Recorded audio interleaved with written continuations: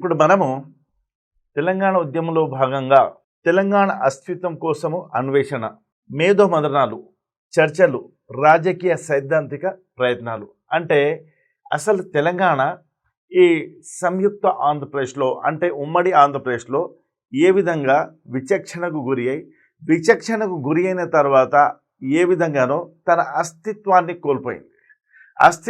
కోల్పోయినటువంటి సందర్భంలో తెలంగాణ బాధలు దీనిపైన మేధో మదనాలు, తెలంగాణ అస్తిత్వం కోసం అన్వేషణ. అసలు తెలంగాణ తన నిజస్వరూపాన్ని అంటే సాంస్కృతికంగా తనకు ఉన్నటువంటి ఒక ప్రత్యేక అస్తిత్వాన్ని కోల్పోయింది. ఎందుకంటే ఆంధ్ర ప్రాంతం నుంచి వచ్చిన వలసవాదులు వాళ్ళు వారి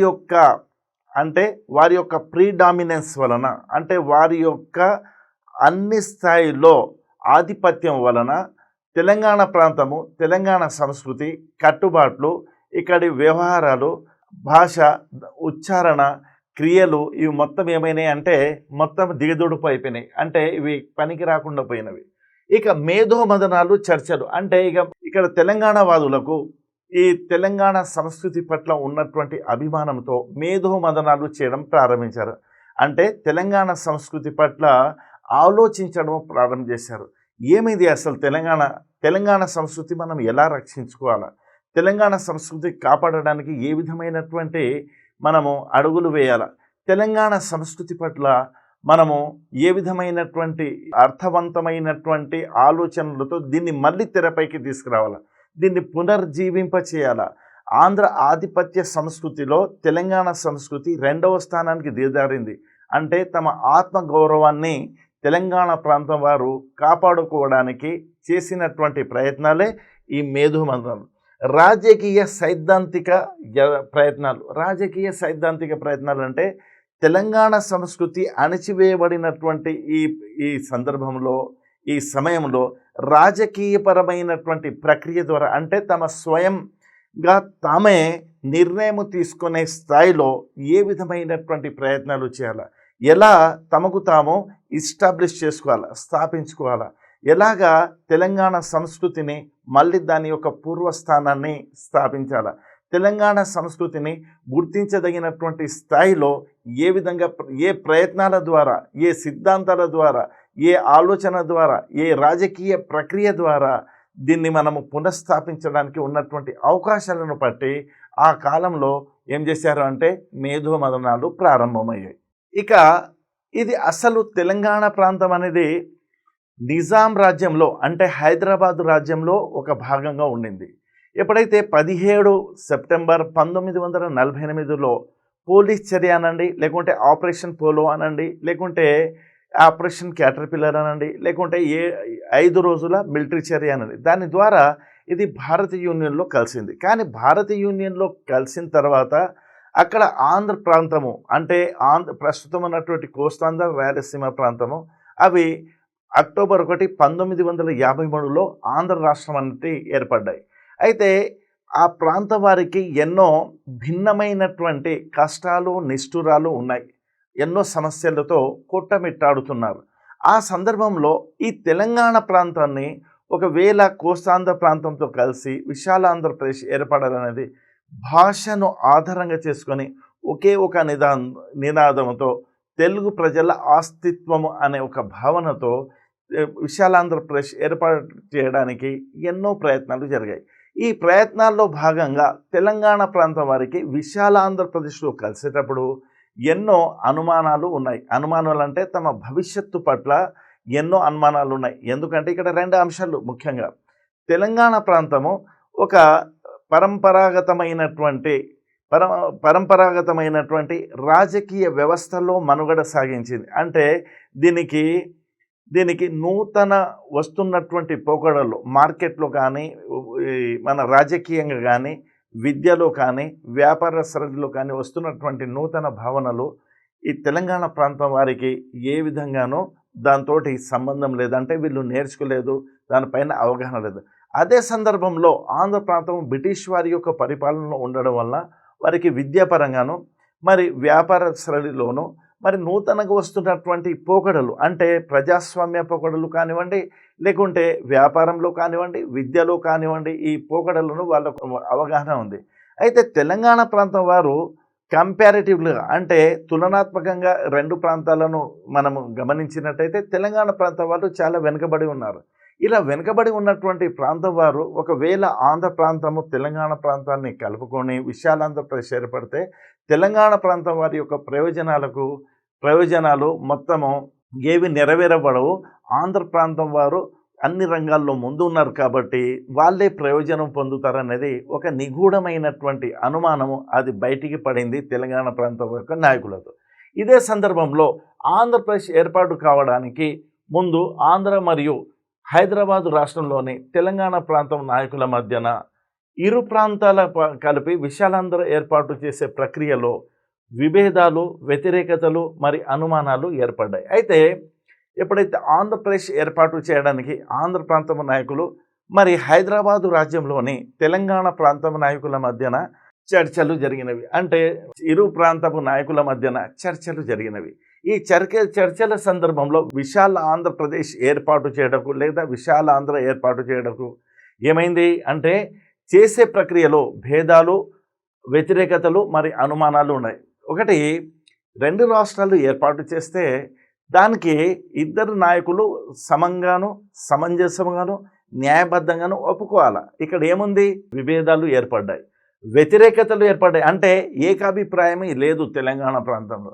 అదే సందర్భంలో ఇంకోటి అనుమానాలు ఉన్నాయి. తెలంగాణ ప్రాంతం వారికి తమ భవిష్యత్తు పట్ల అనుమానాలు ఉన్నాయి. వీటిని నివృత్తి చేసుకోవడానికి ముఖ్యంగా ఈ భేదాలు, రెండవది వ్యతిరేకతలు, మూడవది అనుమానం ఉన్నాయి. ఇవి మూడు ముఖ్యమైనటువంటి విషయాలను ఆంధ్ర మరి తెలంగాణ ప్రాంతం మధ్యన ఏర్పడ్డాయి కాబట్టి వీటిని నివృత్తి చేసుకోవడానికి, వీటిని నివృత్తి చేసుకోవడానికి ఇరు ప్రాంత నాయకుల మధ్య ముఖాముఖి సమావేశం నిర్వహించి భేదాభిప్రాయాలను, అనుమానాలను నివృత్తి చేయడానికి కేంద్ర ప్రభుత్వం ఆజమాయిషిలో అంటే ఇరు ప్రాంతాల మధ్య ఏర్పడినటువంటి ఇటువంటి విభేదాలు, అనుమానాలు మరి వ్యతిరేకతలను నివృత్తి చేసుకోవడానికి, వీటిని మొత్తము తొలగించడానికి పరస్పర చర్చల ద్వారా అంటే ముఖాముఖి చర్చల ద్వారా నివృత్తి చేసుకోవడానికి కేంద్ర ప్రభుత్వం యొక్క ఆజమాయిషిలో అంటే ఈ రెండు ప్రాంతం వారికి కేంద్ర ప్రభుత్వం యొక్క ఆజమాయిషిలో అంటే వాళ్ళ యొక్క పర్యవేక్షణలో ఫిబ్రవరి 20, 1956న ఇరు ప్రాంతాల నాయకుల మధ్యన కేంద్ర హోంమంత్రి గోవింద్ బల్లభ్ పంత్ అధ్యక్షన న్యూఢిల్లీలోని హైదరాబాద్ హౌస్లో సమావేశం నిర్వహించబడింది. అంటే 20 ఫిబ్రవరి 1956న కేంద్ర హోంమంత్రి, ఆనాటి కేంద్ర హోంమంత్రి గోవింద్ బల్లభ్ పంత్ నేతృత్వంలో అంటే అధ్యక్షతన, అతని యొక్క పర్యవేక్షణలో ఇరు ప్రాంతపు నాయకులు న్యూఢిల్లీలోని హైదరాబాద్ హౌస్లో ముఖాముఖిగా సమావేశం నిర్వహించి విభేదాలు, వ్యతిరేకతలు మరి అనుమానాలను దూరం చేసుకోవడానికి, నివృత్తి చేసుకోవడానికి, పరిష్కరించుకోవడానికి ముఖాముఖి చర్చలు జరగడం జరిగింది. ఈ చర్చలు కేంద్ర ప్రభుత్వం యొక్క ఆజమాయిషిలో నిర్వహించబడ్డాయి అనేది ముఖ్యమైనటువంటి అంశం. ఈ సమావేశంలోనే ఇరు ప్రాంతాల నాయకుల మధ్యన ఒప్పందం కుదిరింది. అంటే 20 ఫిబ్రవరి 1956 న్యూఢిల్లీలోని హైదరాబాద్ హౌస్లో ఆనాటి హోంమంత్రి గోవింద్ వల్లభ్ పంత్ నేతృత్వంలో ఆజమాయిషిలో జరిగినటువంటి ఇరు ప్రాంత నాయకుల మధ్యన జరిగినటువంటి ముఖాముఖి చర్చల్లో ఏం జరిగిందంటే చర్చించడం జరిగింది 3 అంశాలను. ఒకటి, అనుమానాలు, విభేదాలు, వ్యతిరేకతలు, ఈ 3 విషయాలపైన చర్చించడం జరిగింది. దీనిని పెద్ద మనుషుల ఒప్పందం అని అంటారు. అంటే వీళ్ళు ఇరు ప్రాంతపు పెద్ద మనుషులు అంటే వాళ్ళు ఒక గుర్తించదగినటువంటి స్థాయిలో ఉన్నటువంటి నాయకులు కాబట్టి దీన్ని పెద్ద మనుషుల ఒప్పందం అంటారు, లేదా జెంటిల్మెన్స్ అగ్రిమెంట్ అంటారు. ఆంధ్రప్రదేశ్ ఏర్పడడానికి ఏ విధమైనటువంటి విభేదాలు, వ్యతిరేకతలు, అనుమానాలు ఉన్నాయి వాటిని పరిష్కరించుకోవడానికి జరిగినటువంటిదే పెద్ద మనుషుల ఒప్పందం. ఈ పెద్ద మనుషుల ఒప్పందంలో కుదుర్చుకున్నటువంటి కొన్ని అంశాలను పెద్ద మనుషుల ఒప్పందంలోని అంశాలు అంటారు. ఈ ఒప్పందంలోని విశాలాంధ్రను ఏర్పాటు చేయడంతో తెలంగాణ ప్రాంతం వారికి కొన్ని రక్షణలు కల్పించడం జరిగింది. అయితే అప్పుడు తెలంగాణ ప్రాంతం వారికి ఎప్పుడైతే ఆంధ్ర రాష్ట్రంలో కలవడానికి వీరిలో ఏర్పడినటువంటి అనుమానాలు, వ్యతిరేకతలు, విభేదాలను చర్చించిన తర్వాత తెలంగాణ ప్రాంతం వారికి కొన్ని రక్షణలు ఇవ్వడం జరిగింది. అంటే వీళ్ళకు ప్రొటెక్షన్ మెజర్స్ కింద కొన్ని రక్షణలు తెలంగాణ ప్రాంతం వారికే, తెలంగాణ భౌగోళిక ప్రాంతం పరిధిలోని వారికే ఇవ్వడం జరిగింది. ఇక నవంబర్ 1, 1956న ఆంధ్రప్రదేశ్ అవతరించిన మొదటి రోజు నుండి పెద్ద మనుషుల ఒప్పందం నిబంధనలు ఉల్లంఘనకు లోనయ్యాయి. అంటే పరస్పరంగా చర్చించుకొని ఒకరిపైన ఒకరికి విశ్వాసం కలిగించిన తర్వాత ఈ పెద్ద మనుషుల ఒప్పందంలో భాగంగా తెలంగాణ ప్రాంతం వారికి కొన్ని రక్షణలు ఇవ్వడం జరిగింది.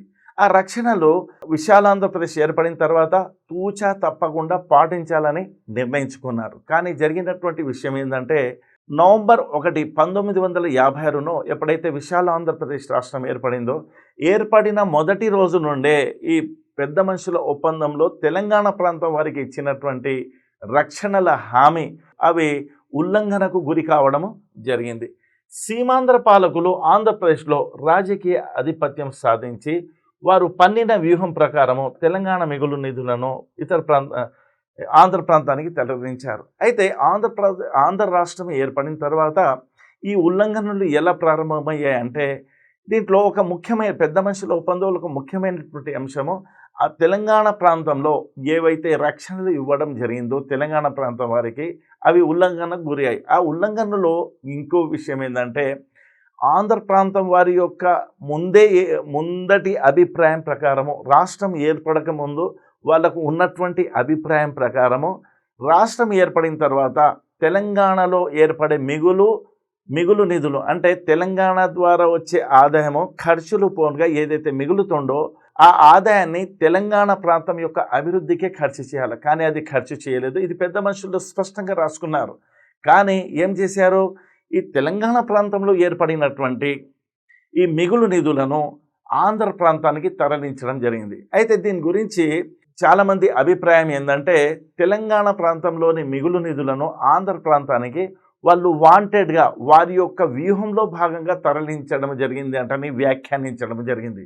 ఇదే కాకుండా తెలంగాణ ఉద్యోగాలలో సీమాంధ్ర ప్రాంతం వారికి నియమించడం జరిగింది. ఇంకొక విషయం ఏంటంటే మొత్తము ఉద్యోగాలలో ఆంధ్రప్రదేశ్ యొక్క మొత్తం ఉద్యోగాలలో 1/3 వంతు అంటే 2:1 తెలంగాణ ప్రాంతం వారికి నియమించాలి, లేదా తెలంగాణ ప్రాంతం వారికే నియమించాలి. కానీ తెలంగాణ ప్రాంతం వారికి ఏదైతే ఉద్యోగాలు కల్పించడం జరిగిందో ఆ స్థానాల్లో తెలంగాణ వారికి కేటాయించవలసినటువంటి ఉద్యోగ స్థానాల్లో ఆంధ్ర ప్రాంతం యొక్క అభ్యర్థులను నియమించడం జరిగింది. అంటే తెలంగాణ ప్రాంతం వారు ఉద్యోగ నియామకాలలో వీళ్ళు అన్యాయానికి గురి కావడం జరిగింది. ఈ విధంగా పెద్ద మనుషుల ఒప్పందం ఉల్లంఘనకు గురి అయింది. అంటే ఇదే కాకుండా ఎన్నో విధాలుగా పెద్ద మనుషుల ఒప్పందము ఉల్లంఘనలకు గురి అయింది. అంటే పరస్పర విశ్వాసంతో రాసుకున్నటువంటి ఒక ఒప్పందానికి వచ్చి రాసుకున్నటువంటి ఈ రక్షణలు తెలంగాణ ప్రాంతము ఆంధ్రప్రదేశ్ ఏర్పడిన తర్వాత తెలంగాణలో అమలుపరచబడతాయి. కానీ తెలంగాణ ప్రాంతంలో పెద్ద మనుషుల ఒప్పందంలోని అంశాలు మొత్తం ఉల్లంఘనకు గురి కావడం జరిగింది. తెలంగాణ ప్రాంతం అపారంగా నష్టపోయింది. దీనికి వ్యతిరేకంగా 1969లో రక్షణల కొరకు ఉద్యమం ప్రారంభమైంది. అయితే ఇదే సందర్భంలో తెలంగాణ ప్రాంతం వారికి ఇచ్చినటువంటి రక్షణలో తెలంగాణ ప్రాంతంలో అమలు చేయకపోవడం వలన తెలంగాణ ప్రాంతము అపారంగా నష్టపోయింది. అంటే ఊహించని దానికన్నా ఎక్కువ నష్టపోయింది. ఇదే సందర్భంలో ఏదైతే తెలంగాణ ప్రాంతంలో పెద్ద మనుషుల ఒప్పందంలో ఇచ్చినటువంటి రక్షణలు ఉల్లంఘనకు గురి అయ్యాయో 1969లో తెలంగాణ ప్రాంతానికి ఇచ్చినటువంటి రక్షణలు అమలుపరచడానికి మొట్టమొదటిసారిగా రక్షణల ఉద్యమం అనేది రావడం జరిగింది 1969వ సంవత్సరంలో. ఈ తర్వాత కాలంలో తెలంగాణ ప్రాంతం ఉద్యమంగా మారిపోయింది. అయితే మొదటి దశలో 1969లో ప్రారంభమైనటువంటి ఉద్యమము అంటే జనవరి 8, 1969లో ప్రారంభమైనటువంటి ఈ ఉద్యమము తెలంగాణ ప్రాంతానికి పెద్ద మనుషులు ఇచ్చినటువంటి హామీలను అమలు జరపడానికి డిమాండ్ చేస్తూ ప్రారంభమైంది. కానీ తర్వాత రూపంలో ఈ ఉద్యమం ఎలా మారిందంటే జై తెలంగాణ ఉద్యమంగా మారి తెలంగాణ ప్రత్యేక రాష్ట్రం కొరకు ఈ ఉద్యమంగా మారిపోయింది. అంటే దాని రూపం మొదటి దశలో ఒకటి ఉండింది, రెండో దశలో ఇంకొక రూపంలో సంతరించుకుంది. మొదటి దశలో తెలంగాణ రక్షణను డిమాండ్ చేస్తూ ఉద్యమమైంది. కానీ తర్వాత ఇది ప్రత్యేక తెలంగాణ రాష్ట్రం కొరకు ఉద్యమంగా మారిపోయింది. 1969లో జై తెలంగాణ ఉద్యమము ప్రపంచంలోని జరిగిన హింసాత్మక ఉద్యమాలలో అతి హింసాత్మకంగా ఉద్యమంగా పేరు అందింది. అంటే ప్రపంచంలో వివిధ ప్రాంతాల్లో, వివిధ మూలల్లో, వివిధ దేశాల్లో, వివిధ సందర్భాల్లో వచ్చినటువంటి ఉద్యమాలను 1969లో తెలంగాణలో వచ్చినటువంటి ఉద్యమం, అంటే తెలంగాణ రాష్ట్రం కొరకు వచ్చినటువంటి ఉద్యాన్ని మనము కంపారిటివ్గా అంటే తులనాత్మకంగా పరిశీలిస్తే ఆనాడు జరిగినటువంటి ఉద్యమం ప్రపంచంలో జరిగినటువంటి అతి తీవ్రమైనటువంటి హింసాత్మకమైనటువంటి ఉద్యమాల్లో ప్రత్యేక ఉద్యమంగా మొదటి స్థానంలో నిలుస్తుంది. అంటే దీన్ని ప్రపంచంలో ఒక ప్రత్యేకమైనటువంటి హింసాత్మకమైన ఉద్యమంగా రూపుదాల్చడం జరిగింది తెలంగాణ ఉద్యమం. ఇక 1969 ముగిసే నాటికి తెలంగాణ ప్రత్యేక రాష్ట్ర భావన అతి బలంగా రూపుదిద్దుకుంది. ఇదే సందర్భంలో 1969 సంవత్సరం ముగిసే నాటికి అసలు తెలంగాణ ప్రాంతంలో తెలంగాణ రాష్ట్రం అనేది ఒక ప్రత్యేకమైనటువంటి రాష్ట్రంగా ఈ ఉద్యమం అనేది రూపుదిద్దుకోవడం జరిగింది. అంటే ఏమైంది, ఇది మొదటి ప్రారంభమైంది జనవరి 8న ఖమ్మంలో ప్రారంభమైనటువంటి రక్షణల డిమాండ్ కొరకు, పెద్ద మనుషుల ఒప్పందంలో ఇచ్చినటువంటి రక్షణ డిమాండ్ కొరకు ప్రారంభమైనటువంటి ఉద్యమం 1969 నాటికి ప్రత్యేక రాష్ట్ర ఉద్యమంగా ఇది రూపుదాల్చడం జరిగింది. ఈ కారణం వల్లనే 1971లో పార్లమెంటుకు జరిగిన మధ్యంతర ఎన్నికల్లో తెలంగాణ ప్రజాసమితి 14 ఎంపీ సీట్లకు గాను 10 సీట్లు గెలుచుకుంది. దీనితో 40% ఓట్లను సాధించింది. అంటే 1971లో పార్లమెంటుకు జరిగినటువంటి మధ్యంతర ఎన్నికల్లో అప్పుడు తెలంగాణ రాష్ట్రం కొరకు ప్రత్యేకంగా ఏర్పాటు చేయబడినటువంటి రాజకీయ పార్టీ తెలంగాణ ప్రజాసమితి తెలంగాణలో ఉన్నటువంటి 14 లోక్సభ స్థానాల్లో 10 స్థానాలు గెలుచుకొని మరి మిగిలిన 4 స్థానాల్లో 2వ స్థానంలో నిలిచి మరి మొత్తము పోలైనటువంటి ఓట్లలో 45% ఓట్లను సాధించింది తెలంగాణ ప్రజాసమితి. అంటే దీంతో అర్థం ఏంటిది అంటే తెలంగాణ ప్రజలలో తెలంగాణ ప్రత్యేక రాష్ట్రం పట్ల ఒక ప్రత్యేకమైనటువంటి భావన అనేది బాగా దృఢపడింది. అంటే ఇది బాగా బలపడింది. ఈ విజయంతో తెలంగాణ ప్రజాసమితి అధ్యక్షుడు డాక్టర్ మర్రి చెన్నారెడ్డి ఇందిరాగాంధీతో కాసు బ్రహ్మానందన్ రెడ్డిని తొలగించి తెలంగాణకు చెందిన అభ్యర్థిని ముఖ్యమంత్రిగా చేయుటకు ఇందిరాగాంధీతో ఒప్పందం కుదుర్చుకున్నాడు. ఇక్కడ విషయం ఏంటంటే ఎప్పుడైతే తెలంగాణ ప్రజాసమితి 14 సీట్లలో 10 సీట్లు తెలంగాణ ప్రాంతంలో సాధించిందో ఇక్కడ ఒక ఆశయం ఉండింది తెలంగాణ ప్రజాసమితి. అంటే కేంద్ర ప్రభుత్వానికి డిమాండ్ చేసే స్థాయిలో ఎదిగాము అని. అయితే తెలంగాణ రాష్ట్రాన్ని సాధించగలము అనే ఒక భావన ఏర్పడింది. కానీ అదే సందర్భంలో మొత్తం భారతదేశం అంతటా కాంగ్రెస్ పార్టీ 390 పార్లమెంటు స్థానాలను గెలుచుకొని అనూహ్యమైనటువంటి మెజారిటీ సాధించడంతో తెలంగాణ ప్రజాసమితి యొక్క ప్రాధాన్యత అనేది ఆనాటి ప్రధానమంత్రి కాంగ్రెస్ అధ్యక్షురాలు భారత ప్రధానమంత్రి అయినటువంటి ఇందిరాగాంధీ ముందల ఈయన తెలంగాణ వాణిని తెలంగాణ ప్రజాసమితి వినిపించే స్థాయిలో లేదు. ఎందుకంటే వాళ్లకు అసలు తెలంగాణ ప్రజాసమితి పైన ఆధారపడవలసినటువంటి అవసరము ఇందిరాగాంధీకి ఏర్పడలేదు. కాబట్టి అప్పుడు జరిగినటువంటి విషయం ఏంటంటే ఈ సందర్భంలో రాజకీయ దూరదర్శితో నాటి టీపీఎస్ అంటే తెలంగాణ ప్రజాసమితి అధ్యక్షుడైనటువంటి మర్రి చెన్నారెడ్డి ఈ ఇందిరాగాంధీతో ఒక ఒప్పందం కుదుర్చుకున్నాడు. ఆ ఒప్పందం యొక్క సారాంశం ఏంది అంటే ఇందిరాగాంధీ మర్రి చెన్నారెడ్డి మధ్యన జరిగినటువంటి ఒప్పంద సారాంశం ఏంటంటే దీన్ని మరొక విధంగా అనవచ్చు. కాంగ్రెస్ మరియు తెలంగాణ ప్రజాసమితి మధ్యన జరిగినటువంటి చర్చల్లో ముఖ్య సారాంశం ఏంటంటే కాసు బ్రహ్మానందం రెడ్డిని తొలగించి తెలంగాణ చెందిన అభ్యర్థిని ముఖ్యమంత్రిగా చేయుటకు ఇందిరాగాంధీతో ఒప్పందం జరిగింది. అయితే ఒకటి తెలంగాణ ఉద్యమ సందర్భంలో ఉన్నటువంటి ముఖ్యమంత్రి కాసు బ్రహ్మానందరెడ్డి తెలంగాణ ఉద్యమాన్ని పాశవికంగా అణిచివేసినటువంటి వ్యక్తి. ఆ వ్యక్తిని కాసు బ్రహ్మానందరెడ్డిని తొలగించి ముఖ్యమంత్రి స్థానంలో తెలంగాణ ప్రాంతానికి చెందినటువంటి అభ్యర్థిని ముఖ్యమంత్రి చేయుటకు మర్రి చెన్నారెడ్డి ఇందిరాగాంధీతో ఒప్పందము కుదుర్చుకొని 1971 సెప్టెంబర్లో టీపీఎస్ను కాంగ్రెస్లో విలీనం చేశాడు. ఈ సందర్భంలో తెలంగాణ ప్రజాసమితిని 1971 సెప్టెంబర్లో తెలంగాణ ప్రజాసమితిని కాంగ్రెస్లో కలిపి ఇవ్వడం జరిగింది. 2 షరతులు, ఒకటి కాసు బ్రహ్మానందం రెడ్డిని తొలగించడము, రెండవది ముఖ్యమంత్రి స్థానంలో తెలంగాణ అభ్యర్థిని నియమించడం. ఈ 2 ముఖ్య అంశాలతో పివి నరసింహారావు ముఖ్యమంత్రి అయిన తర్వాత 4 కిలోల గురించి అయితే ఈ ఒప్పందంలో భాగంగా తెలంగాణ ఉద్యమాన్ని చెల్లార్చడానికి ఇందిరాగాంధీ అంటే ఆమె ప్రధానమంత్రి కూడాను, మరి కాంగ్రెస్ పార్టీ అధ్యక్షురాలు కూడాను. ఆమె ఏం చేశారంటే ఈ కాసు బ్రహ్మానందని తొలగించి అతని స్థానంలో తెలంగాణ ప్రాంతము కరీంనగర్ జిల్లాకు చెందినటువంటి అభ్యర్థి పివి నరసింహారావును ముఖ్యమంత్రిగా నియమించారు. ఎప్పుడైతే పివి నరసింహారావు ముఖ్యమంత్రిగా నియమించబడ్డాడో ఆయన ఏం చేశాడంటే నాన్ ముల్కీలను అంటే ముల్కేతరులను, స్థానికేతరులను గుర్తించి వారి స్వస్థలకు పంపించుటకు చర్యలు ప్రారంభించాడు. ఈ పివి నరసింహారావు అనే ఈ తెలంగాణ ప్రాంతం అభ్యర్థి అయిన ముఖ్యమంత్రి అయిన తర్వాత ఈ నాన్ ముల్కీలను, స్థానికేతరులను గుర్తించి తెలంగాణ ప్రాంతం నుంచి తొలగించి వారి స్వస్థలాలకు పంపించడానికి చొరవలు ప్రారంభించారు. దీనితో పాటు భూ సంస్కరణ చొరవను తీసుకున్నాడు. అదే సందర్భంలో 1967లో వచ్చినటువంటి నక్సల్ ఉద్యమము 1969-70 నాటికి పూర్తి స్థాయిలో వ్యాపించింది. అప్పుడు బాగా డిమాండ్ ఏమొచ్చిందంటే భూ సంస్కరణను ప్రవేశపెట్టాలి. భూ సంస్కరణలు ప్రవేశపెట్టి భూస్వాముల దగ్గర ఉన్నటువంటి మిగులు భూములను తీసుకొని ఎవరైతే వ్యవసాయ కూలీలు ఉన్నారో, ఇక్కడ చిన్న సన్నకారు రైతులు ఉన్నారో వారికి అప్పగించడం. ఇది భూ సంస్కరణలో ప్రధానమైనటువంటి అంశం. ఎందుకు అంటే భూస్వాముల యొక్క దౌర్జన్యాల నుండి ప్రజలను కాపాడము, భూమి ఒకరి చేతిలోనే కేంద్రీకరించబడి ఉండడం వలన వ్యవసాయ అభివృద్ధి అనేది జరగకపోతుంది. ఇలాగ భూ సంస్కరణలు ప్రవేశపెట్టి వ్యవసాయ అభివృద్ధితో పాటు ఎవరికైతే వాస్తవంగా వ్యవసాయం పైన ఆధారపడతారో వారికి భూమిని కల్పించడానికి భూ సంస్కరణలు అతి ముఖ్యమైనటువంటి అంశము.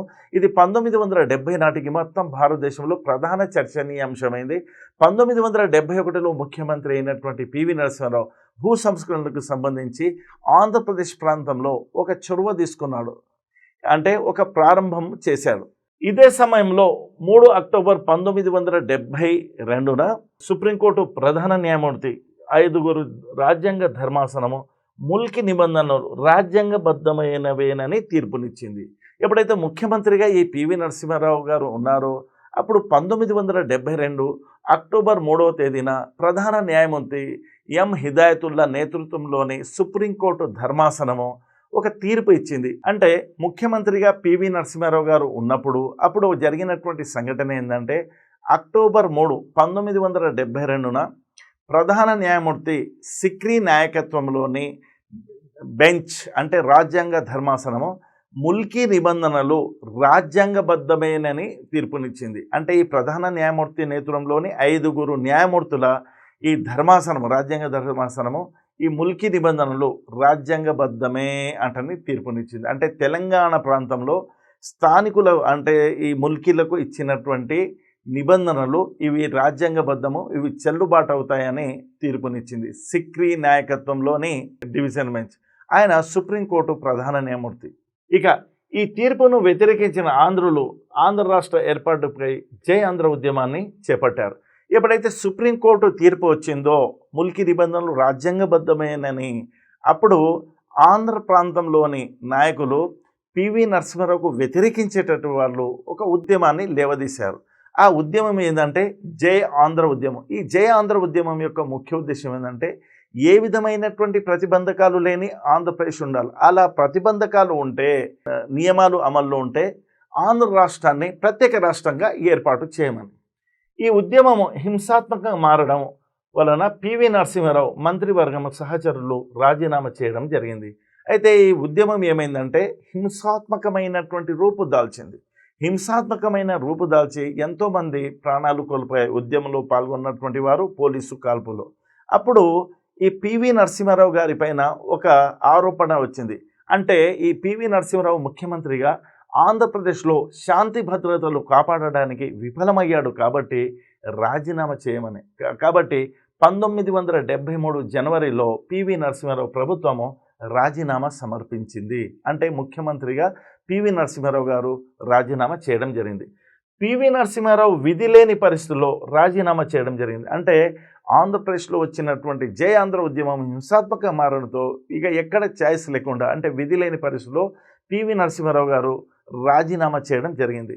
జనవరి 18, 1973 నుండి డిసెంబర్ మధ్య కాలంలో రాష్ట్రపతి పాలన విధించబడింది. అంటే 1973 జనవరి 18న మొట్టమొదటిసారిగా ఈ విశాల ఆంధ్రప్రదేశ్లో అంటే ఉమ్మడి ఆంధ్రప్రదేశ్లో రాష్ట్రపతి పరిపాలన విధించడం జరిగింది. అంటే అప్పుడు ఏ విధమైనటువంటి ఈ ముఖ్యమంత్రి, క్యాబినెట్ మంత్రులు లేకుండా.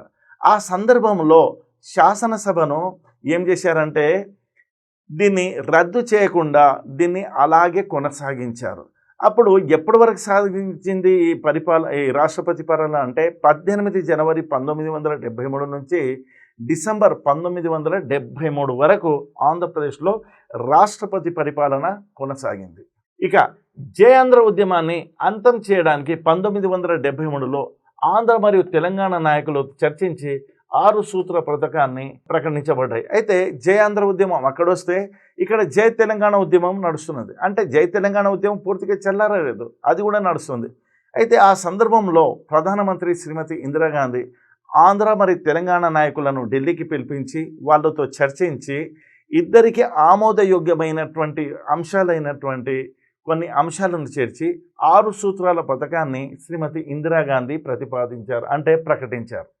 శ్రీమతి ఇందిరాగాంధీ ముఖ్యంగా జయాంధ్ర ఉద్యమం, జై తెలంగాణ ఉద్యమాన్ని చెల్లార్చడానికి ఇరు ప్రాంతపు నాయకులతో చర్చించి 6 సూత్రాల పథకాన్ని ప్రకటించింది. ఈ పథకానికి రాజ్యాంగ భద్రత కల్పిస్తూ 32వ రాజ్యాంగ సవరణ చేసి ప్రకరణము 371(d)ని ప్రతిపాదించడం జరిగింది.